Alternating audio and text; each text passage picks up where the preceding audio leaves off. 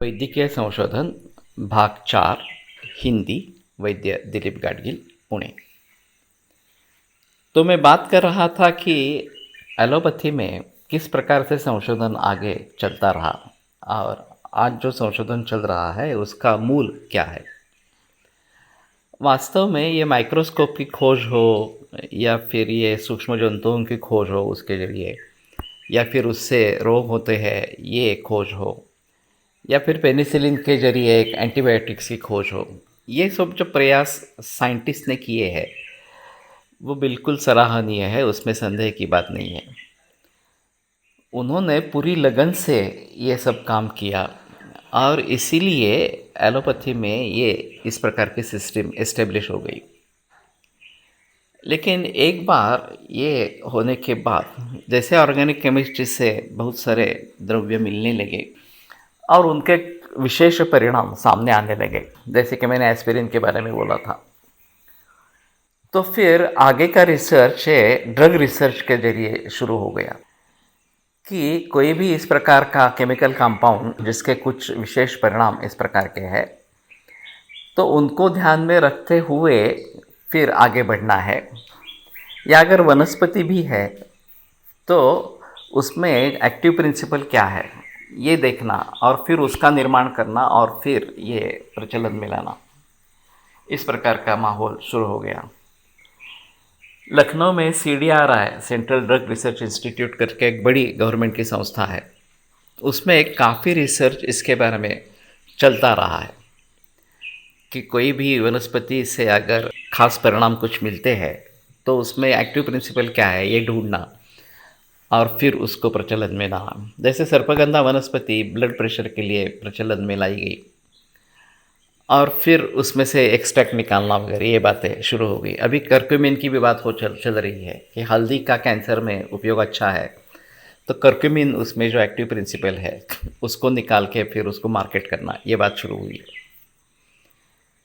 तो इसमें हुआ है ऐसे कि ये ड्रग का ही इफ़ेक्ट है, दूसरे किसी चीज़ का इफ़ेक्ट नहीं है, उसी के जरिए ये परिणाम प्राप्त हुए हैं, ये सिद्ध करना फार्मेसी के लिए ज़रूरी इस प्रकार का हो गया।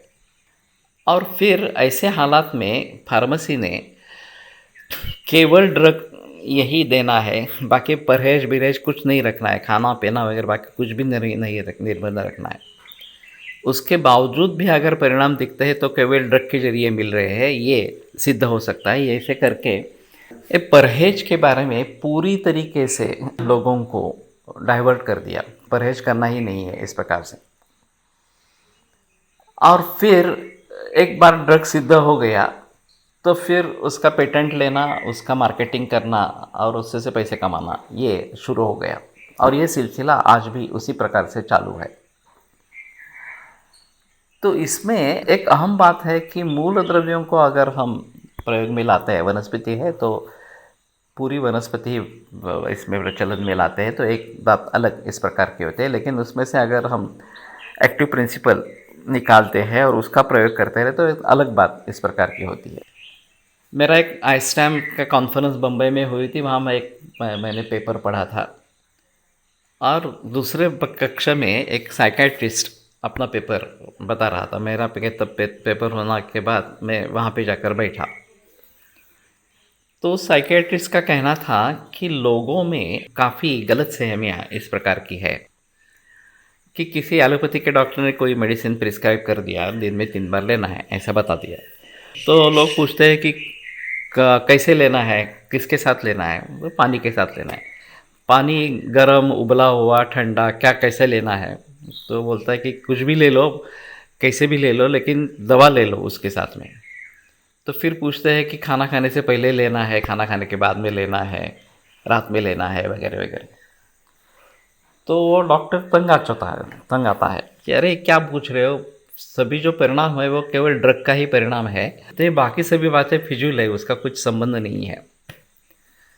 तो उसका कहना था ये गलतफहमियाँ आयुर्वेद से आई है, क्योंकि आयुर्वेद में इस प्रकार से बताया जाता है। तो ये बड़ा विषय है, हम उसको आगे कल बढ़ाएंगे।